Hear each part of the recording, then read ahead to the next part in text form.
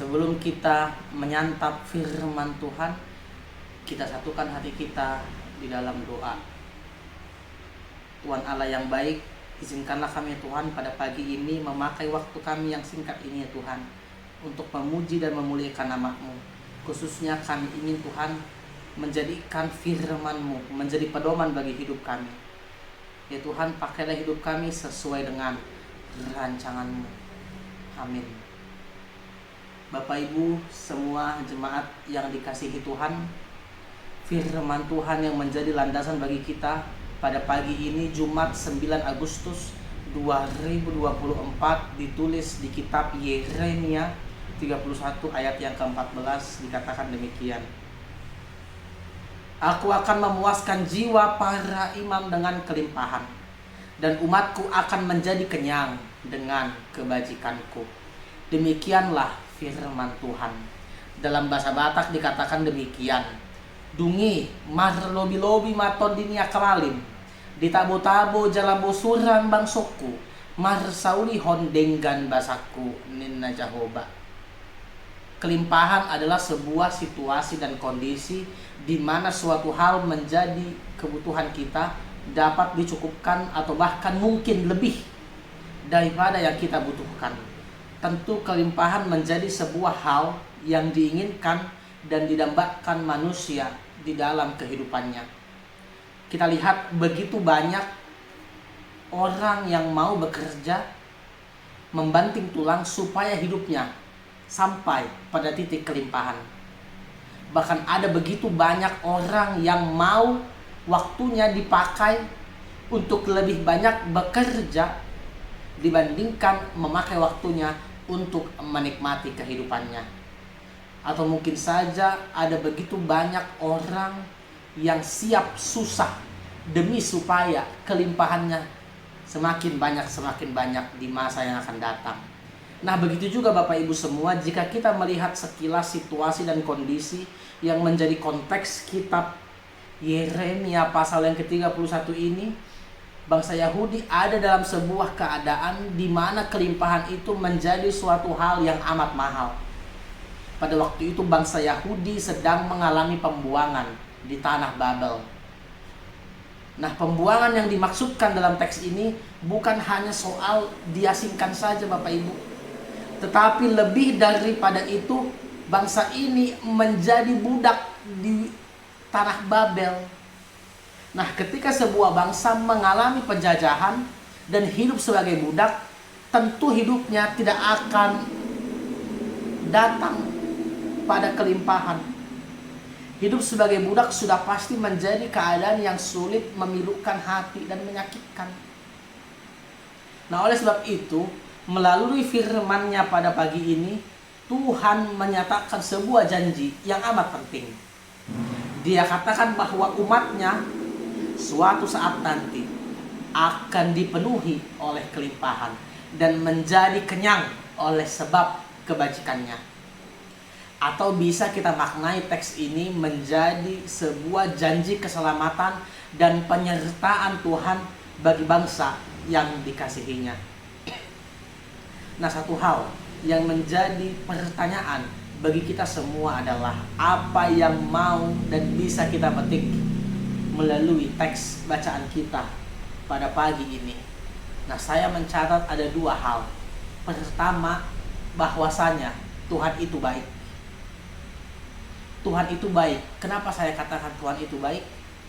Sebab cinta kasih Tuhan adalah cinta kasih yang paling konsisten yang ada di dunia ini. Coba kita lihat kehidupan kita masing-masing. Apakah ada di antara kita manusia yang tidak pernah melawan kehendak Tuhan? Mungkin tidak ada. Dan bahkan saya yakin tidak ada satupun manusia di muka bumi ini yang tidak luput dari dosa.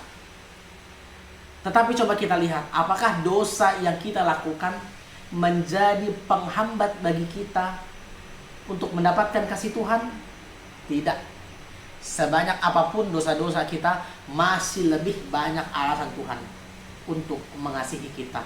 Sebesar apapun kesalahan yang kita lakukan dalam kehidupan ini, masih lebih besar kasih Tuhan menutupi segala kelemahan kita. Nah, inilah yang menjadi alasan kuat bagi kita untuk mengaku bahwa Tuhan itu baik. Lalu kita masuk ke hal yang kedua yang mau disampaikan teks ini kepada kita adalah lakukanlah hal yang terbaik dalam hidupmu untuk memuliakan nama Tuhan. Nah, ini kelihatannya simpel, tetapi acap kali kita melupakannya. Ada satu petikan lagu mengatakan begini, hidup ini adalah kesempatan. Jika kita maknai hidup ini sebagai sebuah kesempatan, itu artinya dia memiliki batas. Tidak ada kesempatan yang tidak terbatas. Nah, ada ungkapan yang mengatakan kesempatan tidak selalu datang 2 kali. Yang menjadi pertanyaan bagi kita semua adalah, apakah hidup kita di dunia ini bisa 2 kali jalan setelah kita mati nanti?